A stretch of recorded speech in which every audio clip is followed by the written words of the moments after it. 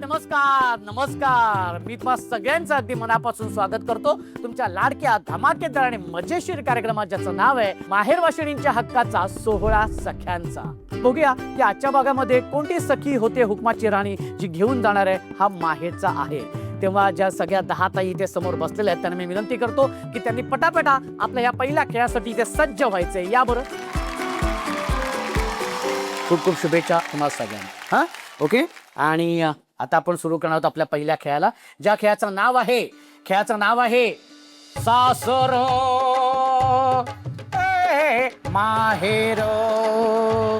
सासर माहेर. पण आता हा खेळ खेळताना आपल्याला 2 संघ करायचे. आता आपण सासरी उभे होता. हे माहेर म्हटल्यानंतर माहेरी उडी मारायची, सासर म्हटल्यानंतर सासरी उडी मारायची. जी ताई चुकीची उडी मारेल ती ताई आणि जी उशिरा उडी मारेल ती ताई, दोन्ही ताई अशा बाद होणार आहेत. Okay ready.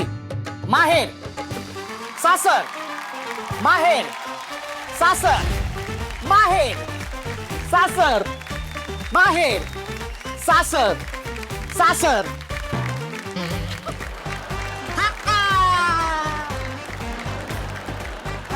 इथं येत आहे बाद झाली. हो ओके. सासर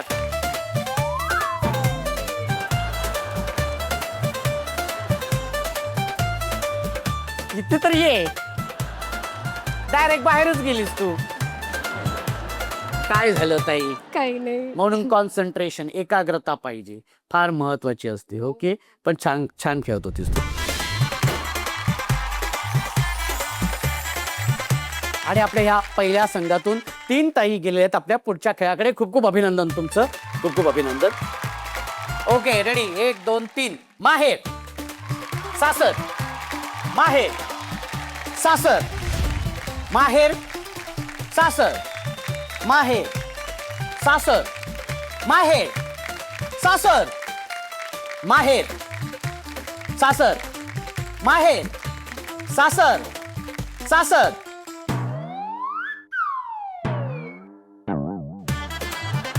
आणि ताई बाद झालेली आहे. बरं हिला पण घेऊन जात होती. हा पण ही ताई घट्ट, मी जाणारच नाही. इथे इथे इथे काय झालं काय झालं? फक्त तोल गेला. टोल गेला. पण तू शेवटी पाय ठेवलास ना. नाही, तिथेच होती रेषेच्या बाहेर, पुढे नव्हती आली. बरं आम्ही बघतोय, सगळे बघतायत, कॅमेरा तिथे टिपताय. तुला तरी सांगते मी नाही गेली तिथं. आदत गेली बाई. नाही तरी अजूनही नाहीच म्हणते. पण ताई बाज. अगं पास झालेली आहेस तू. द्या लवकर भेट वस्तू द्या. आणि आता एक ताई बाद होणार आहे तुमच्यापैकी. बघूया कोण आहे ती ताई. Okay ready. हा आता आपण ओके आता आपण माहेरी उभे आहोत. हा ओके. काय ते सासरी आहे. हा मग ओरडते कशा पाई माझ्यावर. दमच देते. हा ओके हरकत नाही. रेडी. माहेर सासर माहेर सासर.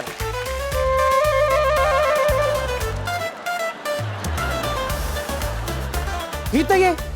इथे इथे इथे इथे इथे इथे.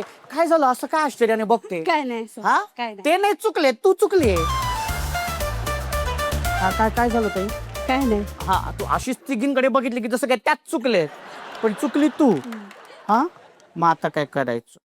काय नाही. गिफ्ट घ्यायचं.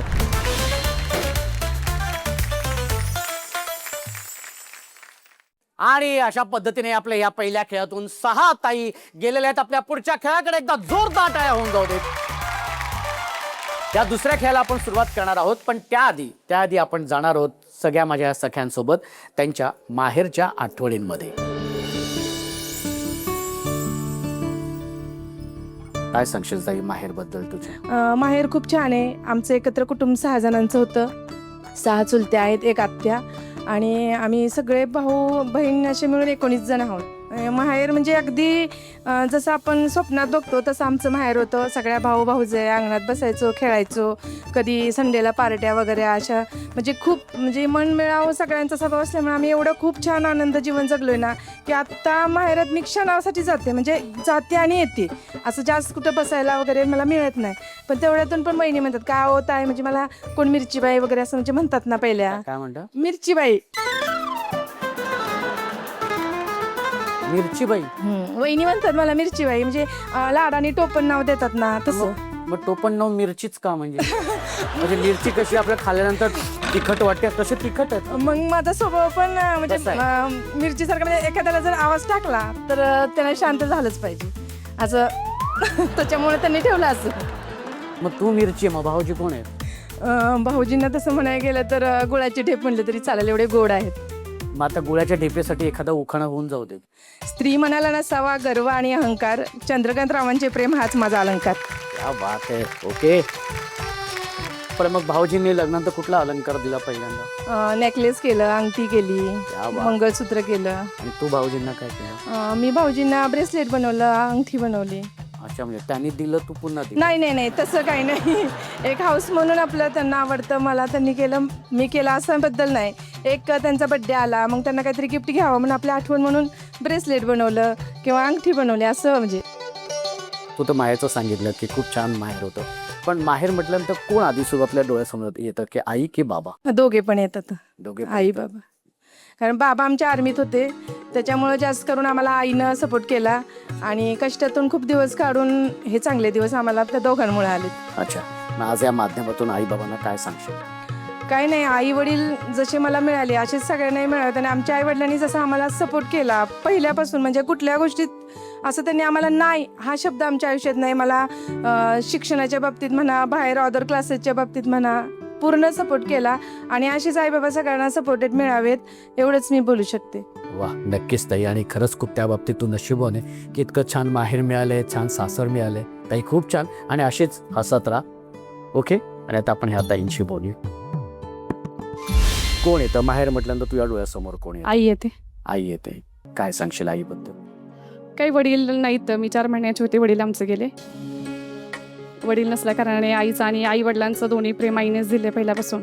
लहानपणापासून फक्त आईलाच पाहते, वडिलांना कधी पाहिलंच नाही. सो आईच येते डोळ्यासमोर. डोळे का पाणावले तुझे? नाही असं काय, हे असंच आईची आठवण आली. आई म्हटलं ना की सगळ्यांनाच माहिती आहे आई म्हणजे सगळं, नाही का. आईसाठी कुठला शब्द नसतो किंवा काही सांगावं लागत नाही, आईला सगळं कळतं. तर आई माझ्या खूप म्हणजे क्लोज आहे सगळ्यात जास्त. सो मी तिला कधीच काय सांगते, पण तिला सगळं कळतं. मला काय बोलायचं कळतं, काय नाही बोलायचं कळतं. सो आताही तिला काय बोलायची गरज नाही, तिला माहिती आहे मला तिची आठवण येते.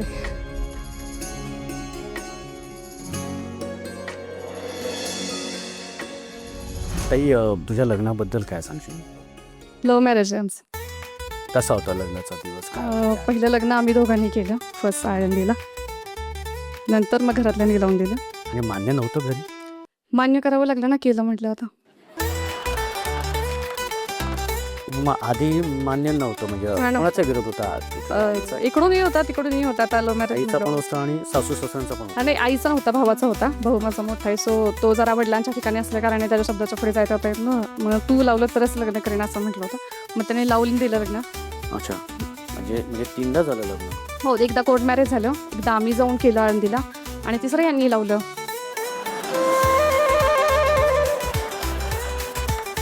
इथे एक जमीन आहे, इथे 3 होत आहेत. प्रत्येकाच्या आयुष्यात एक अॅनिव्हर्सरी असते ना वर्षातून. तुझे 3 अॅनिव्हर्सरी आहे. 3 आहेत माझे. नशीबवान आहेस पोरी, नशीब काढलेस तू. आणि 3 अॅनिव्हर्सरी सेलिब्रेट करतो आम्ही. हो का? पण मग तो कसा होता दिवस? एक लग्न नको होतं माणसाला, माझे 3 झालीत लग्न. पहिल्यांदा वाटलं, भीती वाटत होती पहिल्या लग्नाला. दुसऱ्या लग्नाला जरा एक्साइटमेंट होती, अबा सगळे करतायत लग्न. तिसऱ्या लग्नाला आता नको वाटलं. अच्छा, आता नको वाटलं. मी आपल्या सगळ्या प्रेक्षकांना सांगतोय की तुम्ही असं कुठला गैरसमज करून घेऊ नका. ताईची 3 लग्न झाले आहेत, पण एकाच व्यक्तीबरोबर झालेले आहेत, एकाच भाऊजींबरोबर झालेली आहेत. हा, तर एकाच व्यक्तीबरोबर 3 वेळा लग्न झालेली आहेत. हा हा, हां, बरोबर. व्हेरी गुड ताई. मग जाता जाता एक उखाणा होऊन जाऊ दे की भाऊजींना पण छान वाटेल. अरे पुन्हा चौथं पण रे. हा होऊन जाऊ दे, होतं बाळाला होऊन जाऊ दे एकदाच काय ते. हा. बिना प्रेम होता त्यांनी 3 वेळा लग्न केलं का? त्यांच्यासाठी नाही, सासूबाईंसाठी घेते उखाणा.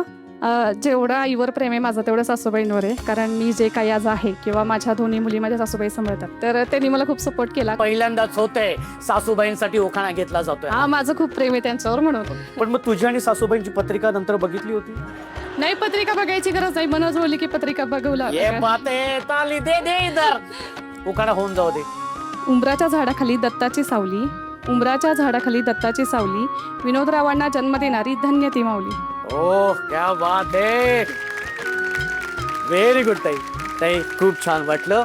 हा, आणि याच मस्त याच आनंदात आता आपण खेळायला सुरुवात करूया. हो, ओके? नक्कीच. आपल्या या बाहेरच्या गोड आठवणीनंतर आता सुरू करूया आपल्या या मजेशीर खेळाला. हा, या खेळाचं नाव आहे रिंग सटॅक फुगा फटॅक. आता खेळ असा आहे की तुम्ही बघताय की तुमच्यासमोर प्लास्टिकचे तुकडे आहेत आणि त्याच्या समोर एक कप आहे, पेपर कप, आणि त्याच्यात 3-3 फुगे आहेत. काय करायचंय, सगळ्यात आधी तुमच्या समोर जे फुगे आहेत ते फुगे फुगवायचे. एका वेळी एक फुगा फुगवायचे, त्याला व्यवस्थित गाठ मारायची. गाठ मारून झाल्यानंतर स्वतःच्याच अंगावरती तो फोडायचे. 3 फुगे फोडून झाल्यानंतर मग हे जे प्लास्टिकचे तुकडे आहेत ते जोडायला घ्यायचे. ते जोडल्यानंतर एक रिंग तयार होईल. ती रिंग तयार झाल्यानंतर ती रिंग आपल्या अंगाभोवती अशी घ्यायची आणि हात वरती करायचे. म्हणजे आम्हाला कळेल पहिली ताई कुठली, दुसरी कुठली, तिसरी कुठली. कारण या खेळातून 3 ताई बाद होणार आहेत आणि 3 ताई जाणार आहेत शेवटच्या खेळाकडे. 1 2 3.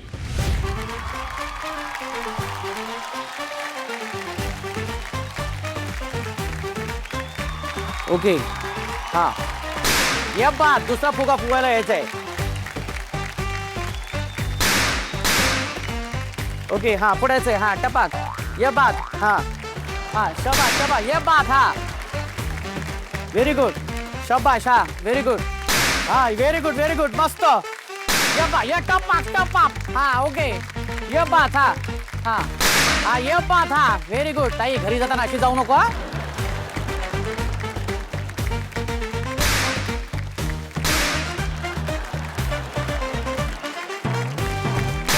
हा, शाबाश शाबाश शाबाश.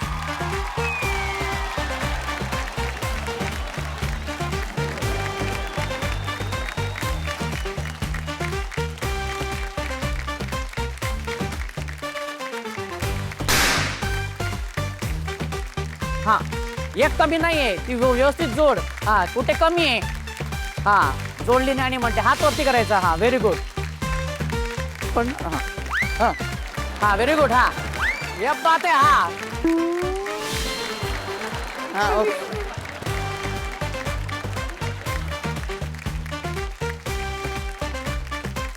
हा, जोडता. हा हा, ओके ओके. हा, व्हेरी गुड व्हेरी गुड. मस्त मस्त. ये बात आहे. हा, हात वरती करायचा आहे. हा, ओके ओके. तुमचं पण झालेलं आहे. 1 2 3. हा, ओके. तो टक्का मी आहे. हा, लवकर लवकर लवकर. Very good. हा, मस्त. हा, हात वरती करायचा आहे. ये बात. हा हा, ओके ओके. Very good. हात वरती करायचं आहे. ये बात आहे. ओके. एकदा जोरदार टाळ्या झाल्या पाहिजेत. आणि आता वेळ झालेली आहे निर्णयाची. खेळ खेळत असताना सगळ्यांना असं वाटतं की आपण जर काही चिटिंग केली तर ते कोणाला दिसणार नाही, कोणाला कळणार नाही. जसं आपल्या मराठीमध्ये एक म्हण आहे की मांजर डोळे मिटून दूध पिते. तिला असं वाटतं की आपल्याकडे कोणी बघत नाही, पण आमचं सगळं लक्ष असतं. कोण कसं काय करतं, कसं खेळतं, आमचं सगळं लक्ष असतं. तू काय केलं तुझ्या लक्षात आलेले ताई? सांग बरं सगळ्यांना. चिमटा काढला असेल मी. कोणाला चिमटा काढला? हा, फुगा जो आहे तो चिमटाने असा स्वतः चिमटा काढून असा फोडलेला आहे. त्याच्यामुळे ताई तू तिसरी आली होतीस पण तू बाद झालेली आहेस. त्याच्यामुळे जी चौथी ताई आहे ती आली 3ऱ्या क्रमांकावर, म्हणजे ही ताई. त्याच्यामुळे तू गेलेली आहेस शेवटच्या खेळामध्ये. आणि पहिल्या ज्या 2 ताई आहेत ती ताई आहे ऋतुजा ताई. तू पहिल्या क्रमांकाची ताई, तू पण गेलेस पुढच्या खेळामध्ये. सोनाली ताई जी आहे ती 2री ताई आलेली आहे. म्हणजे 1 2 आणि 3 या 3 ताई गेलेल्या आहेत आपल्या शेवटच्या खेळाकडे. एकदा जोरदार टाळ्या होऊन जाऊ द्या. आणि 3 ताई बाद झालेल्या आहेत.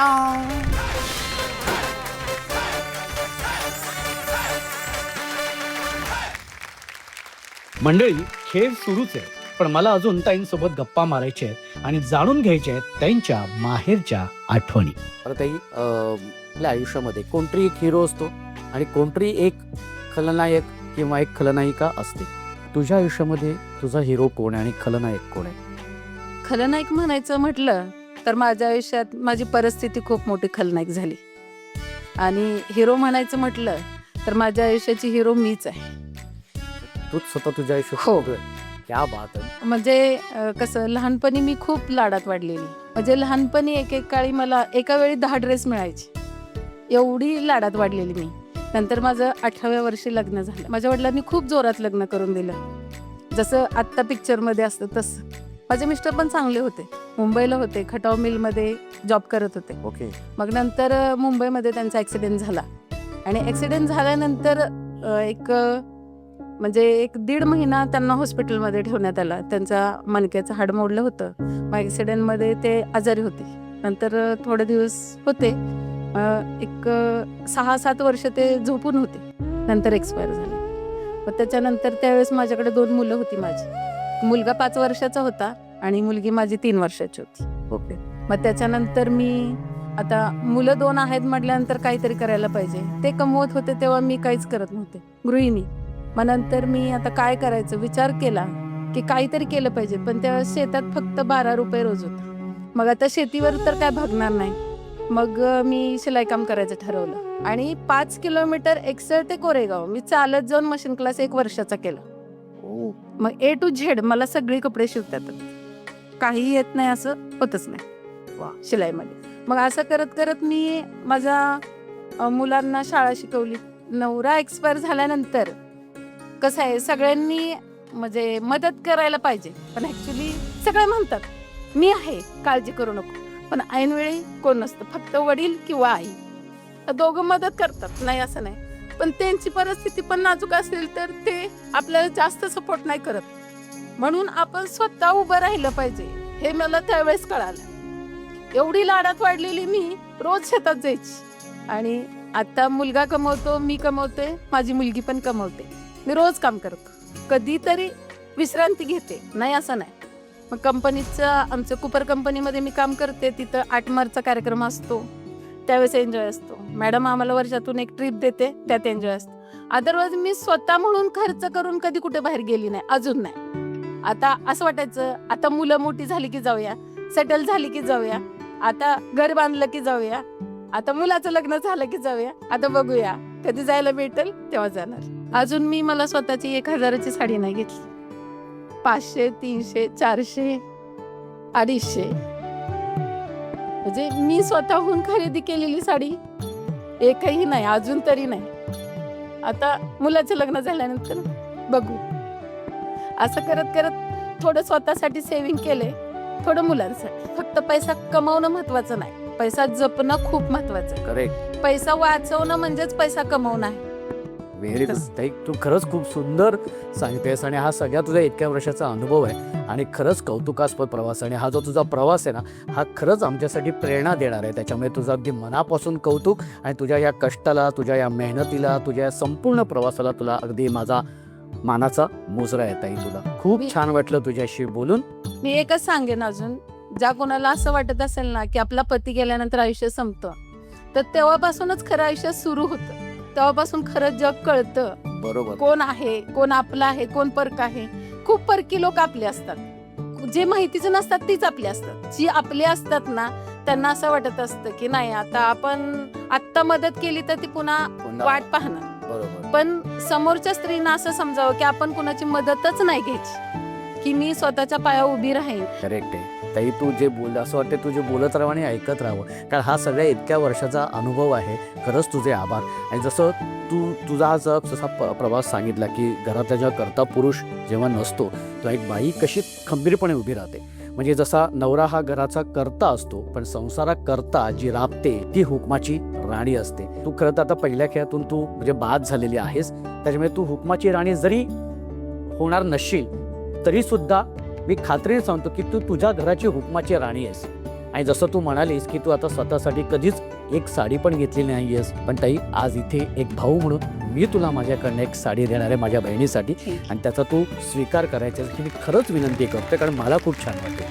ताई, ही साडी माझ्याकडून. थँक्यू. Okay okay. ताई, खरंच खूप छान वाटलं. तर आता आपण सुरू करूया आपल्या शेवटच्या खेळाला. आता आपण सुरू करणार आहोत आपल्या शेवटच्या खेळाला. या खेळाचं नाव आहे एक चेंडू जेलूबाई. हा, तर काय करायचंय, हा कप असा पकडायचाय. ओके, असा पकडल्यानंतर असा झेलायचंय, ठेवायचंय. असे करत करत हे सगळे चेंडू असे झेलायचे. वेळेची मर्यादा 1-1 मिनिटाची. 1 मिनिटामध्ये जी ताई जास्तीत जास्त चेंडू झेलेल ती असणार आहे विजेती. जी वेळ सुरू होते 1 2 3. 1 2 3 4 5 6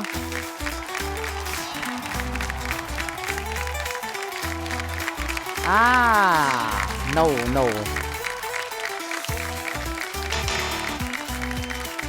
9 चेंडू तू गोळा केलेले आहेस.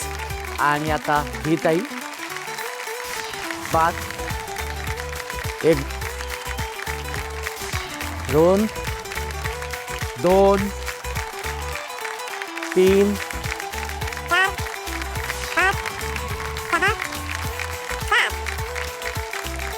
8. शाबाश शाबाश. 1 1 2 2 2 2 4 5. तिसऱ्या क्रमांकाची विजेती ठरलेली आहे पार्वती ताई. ताई, तुझं खूप खूप अभिनंदन. उपविजेती ठरलेली आहे जिने 8 चेंडू गोळा केलेले आहेत ती ताई आहे सोनाली ताई. ताई, तुझं खूप खूप अभिनंदन. आणि तुला मिळतोय सन मराठीकडून तुझा खास माहेरचा आहे इंडक्शन. एकदा जोरदार टाळ्या.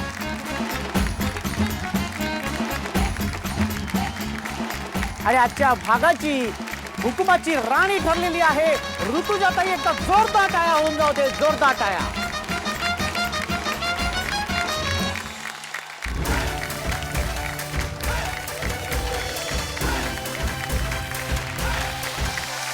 सोहळा सख्यांचा, सोहळा सख्यांचा, हो हो हो, सोहळा सख्यांचा,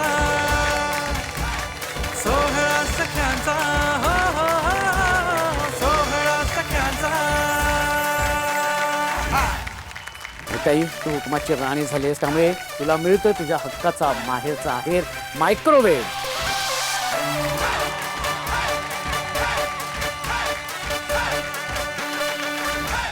ताई, आता तू हुकुमाची राणी झालीस तर असं कुठला हुकूम तुला इथे सोडावं असं वाटतं?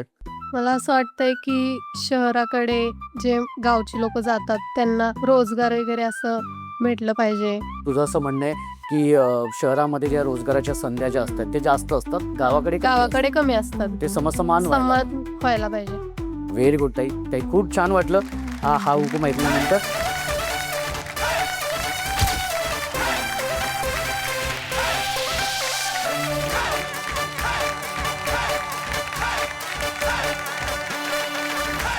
प्रत्येक भागामध्ये आपण सगळ्यांसोबत ह्या सगळ्या माझ्या ताईंसोबत आपण गप्पा करत असतो, खेळ खेळत असतो, त्यांच्या माहेरच्या आठवणींमध्ये जात असतो आणि कल्ला करत असतो. तेव्हा बघायला अजिबात विसरू नका. तेव्हा भेटूया पुढच्या भागात तुमच्या धमाकेदार आणि मजेशीर कार्यक्रमात, ज्याचं नाव आहे माहेर वाशिणींच्या हक्काचा सोहळा सख्यांचा. सोहळा सख्यांचा, सोहळा सख्यांचा.